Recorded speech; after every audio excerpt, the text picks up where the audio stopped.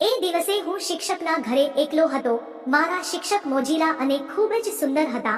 મિત્રો, મારું નામ પિયુષ છે અને હું ગુજરાતના રાજકોટ શહેરનો રહેવાસી છું.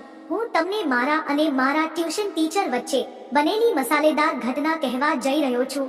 આ ઘટના એ સમયે બની હતી જ્યારે હું 12મા ધોરણમાં ભણતો હતો અને હું ફિઝિક્સ, કેમેસ્ટ્રી, મેથ્સ સાથે 12મું ભણતો હતો. મારે ટ્યુશનની જરૂર હતી. મારા ઘરથી થોડે દૂર એક શિક્ષક ટ્યુશન ભણાવતા હતા. તેનું નામ પ્રિયા હતું. પ્રિયા મેમ લગભગ 25 વર્ષની હતી. તે ખૂબ સુંદર હતા. મતલબ કે તેણીની આકૃતિ બિલકુલ હિરોઈન જેવી હતી. તે દેખાવમાં પરી હતી. તેના હોઠ એકદમ ગુલાબી હતા અને તેના સસલા, હું શું કહી શકું, નાના નાના રૂ જેવા પોચા પોચા રમાડવાનું મન થાય તેવા હતા. મેં મારા પરિવારના સભ્યોને ટ્યુશન માટે પૂછ્યું અને પ્રિયા મેમ પાસે ટ્યુશન માટે જવાનું શરૂ કર્યું. પહેલા અઠવાડિયામાં તેણે મારી સાથે પ્રેમથી વાત કરી.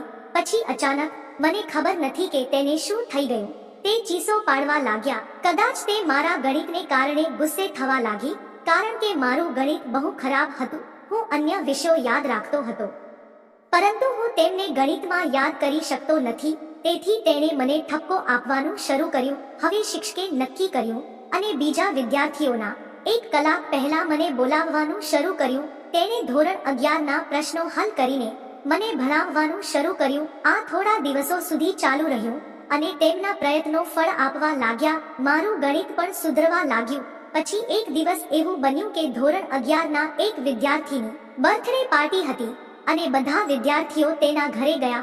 હું કોચિંગ માટે એકલો જ આવવાનો હતો.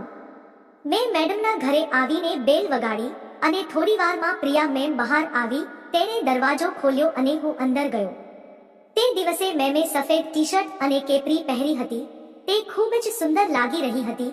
મેં મારું પુસ્તક વગેરે ખોલ્યું અને ભણવાનું શરૂ કર્યું. પછી મેમે મને પૂછ્યું કે શું મારે ચા પીવી છે. હું સંમત થયો. તે દિવસે માત્ર અમે 2 જ જણા ત્યાં હોવાથી કદાચ એટલે જ તેણે ચા માંગી. તે અંદર ગયા. અંદર જતા મેં જોયું કે તેનું શરીર ધ્રુજતું હતું અને મારી પેન્સિલ પોઈન્ટ કાઢવા માટે તૈયાર થઈ ગઈ હતી. મારા મગજમાં હલચલ મચી ગઈ. એટલે મેં મારો મોબાઈલ કાઢ્યો અને YouTube જોવા લાગ્યો. એ ગીતમાં એક દેશી છોકરી ગાતી હતી અને તેમાં સસલા બિલકુલ પ્રિયા મેમ જેવા હતા. તેનો ચહેરો પણ તેના જેવો દેખાતો હતો. મેં મનમાં એ છોકરીને મેમ માનીને ફિલ્મ જોવાનું શરૂ કર્યું. એ જ વખતે મેડમ આવીને મારી પાછળ ઊભી રહી અને મને એ ફિલ્મ જોવા લાગી. એનો મને ખ્યાલ પણ નહોતો. તેણી સમજી ગઈ કે હું શું જોઈ રહ્યો છું. તે કંઈ બોલી નહીં. શું કહી શકે? છેવટે તે પણ એક યુવાન છોકરી હતી. તે પાછા રસોડામાં જવા લાગ્યા. પછી તેનો હાથ દરવાજા પર અથડાયો. તે કંઈ બોલી નહીં. શું કહી શકે? છેવટે તે પણ એક યુવાન છોકરી હતી. એ અવાજથી હું અચાનક ચોંકી ગયો અને તેની તરફ જોવા લાગ્યો. તેથી હું સમજી ગયો કે શિક્ષિકા આવી છે અને તેણીને ખબર પડી કે હું ગીત જોઈ રહ્યો છું. આ બધું વિચારીને હું રડી પડ્યો. આ ઘટના પછી મેં મારો મોબાઈલ સ્વિચ ઓફ કરી દીધો અને વિચારવા લાગ્યો કે મેમને શું કહેવું. થોડા સમય પછી મેડમ રસોડામાં લપસી ગયા અને તેનો પગ ભાંગી નાખ્યો. તેણીએ ચીસો પાડી. જ્યારે મેં તેનો અવાજ સાંભળ્યો, હું સીધો રસોડામાં દોડી ગયો અને શિક્ષકની સંભાળ લીધી. પછી ટીચરને સપોર્ટ કરી હું તેને તેના બેડરૂમમાં લઈ જતો હતો. અત્યાર સુધી બધું સામાન્ય ચાલતું હતું. પછી અચાનક મને લાગ્યું કે મારો એક હાથ તેના વારંવાર સ્પર્શ કરી રહ્યો છે. જો કે તેણે કશું કહ્યું નહીં. હું તેની ગોળાકારતા માણવા લાગ્યો. થોડીવાર પછી હું તેને તેના બેડરૂમ સુધી લઈ ગયો. પછી તેણે મને આયોડેક્સ મલમ લગાવવાનું કહ્યું. મેં ઓકે કહ્યું અને મારી સામેના ટેબલ પરથી આયોડેક્સ મલમ ઉપાડ્યો અને મેમને મલમ લગાવવા લાગ્યો. તેનો પગ વળી ગયો હતો, તેથી મેં ખૂબ જ પ્રેમથી તેના પગ પર મલમ લગાવ્યો. તે સમયે મેડમને દુખાવો થતો હતો અને મારા હાથના દબાણને કારણે તેઓ અવાજ કરવા લાગ્યા. તેમનો અવાજ સાંભળીને હું ગરમ થઈ ગયો. પછી શિક્ષકે મારી ગર્લફ્રેન્ડ વિશે કેમ પૂછ્યું. મેં કહ્યું, મેડમ, મારી કોઈ ગર્લફ્રેન્ડ નથી. મેમ કહ્યું, કેમ? મેં કહ્યું, બસ તે જ રીતે કોઈ પણ રીતે મને કોઈ પસંદ નથી કરતું. કદાચ એટલે જ મારી કોઈ ગર્લફ્રેન્ડ નથી. પછી બહાર વરસાદ શરૂ થયો. હું ચા લાવ્યો અને એક કપ મેડમને આપ્યો અને બીજો કપ મેં જાતે લીધો અને પીવા લાગ્યો. થોડા સમય પછી અચાનક મારા ખિસ્સામાંથી ફોન ચાલુ થયો અને ફિલ્મ ચાલવા લાગી. મેં હેડફોન પણ પહેર્યા ન હોવાથી આખા રૂમમાં તેના અવાજો આવવા લાગ્યા. ગભરાટમાં મેં કોઈક રીતે અવાજ બંધ કર્યો અને મેમ તરફ જોયું. મને તેની સાથે આંખનો સંપર્ક કરવો પણ મુશ્કેલ લાગતો હતો. મેં મારા હાથ જોડીને મેડમને કહ્યું, મેમ, કૃપા કરીને કોઈને કહેતા નહીં. તેણી ગુસ્સે થઈ રહી હતી. તેણીએ કહ્યું, રાહ જુઓ, હું તમારા ઘરે ફોન કરીશ. તેણે કોલ કરવાનું શરૂ કર્યું. મારા મગજમાં કશું ચાલતું ન હતું.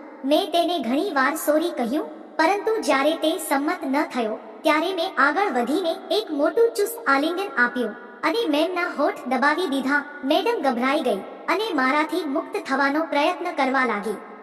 પણ મેં તેમને છોડ્યા નહીં. હું કંઈ સમજી શક્યો નહીં. તેથી હું તેની સાથે તેના પલંગ પર બેસી ગયો અને તેના પગ દબાવીને તેને વિનંતી કરવા લાગ્યો. ખરેખર હું સમજી શકતો ન હતો કે મારે મેમ સાથે શું કરવું જોઈએ જેથી તે શાંત થઈ જાય. તેના પગ દબાવ્યા પછી તે એકાએક ચૂપ થઈ ગઈ અને મારા હાથ વડે તેના પગ દબાવવાનો આનંદ માણવા લાગી.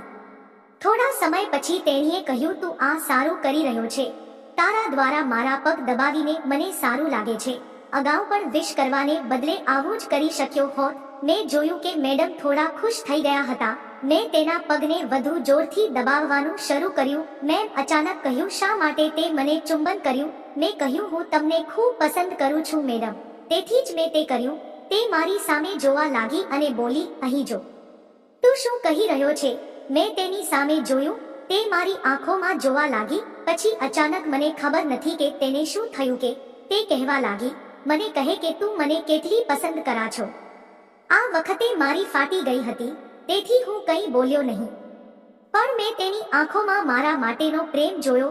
હું માથું નમાવીને રડવા લાગ્યો. આટલું કર્યા પછી શિક્ષક હવે ક્યાં રોકાવાના હતા? તેણે પણ મને સજા કરવાનું શરૂ કર્યું. તેના સજાથી જાણે મારું નસીબ ચમકી ગયું. હું પણ સામેલ થયો. તે કહેવા લાગી, હું ઘણા દિવસોથી તને એકલા મળવાનું વિચારતી હતી. મને પણ તું બહુ ગમે છે. પછી મેડમના સસલાએ પણ તોફાન શરૂ કર્યું અને તેના મુખ પાસે એક આંગળી લીધી અને તેના સસલા પર તેને સહેલવાનું શરૂ કર્યું. અમે બંને થોડીવાર આમ જ રમ્યા. આને પછી જે થયું તે હું મારી કહાનીના બીજા ભાગમાં જણાવીશ. મિત્રો, વિડીયો પસંદ આવ્યો હોય તો વિડીયોને લાઈક કરી ચેનલને સબસ્ક્રાઇબ જરૂર કરશો. ફરી મળીશું એક નવા વિડીયોમાં. ત્યાં સુધી આવજો. વિડીયો પૂરો જોવા બદલ તમારો ખૂબ ખૂબ ધન્યવાદ.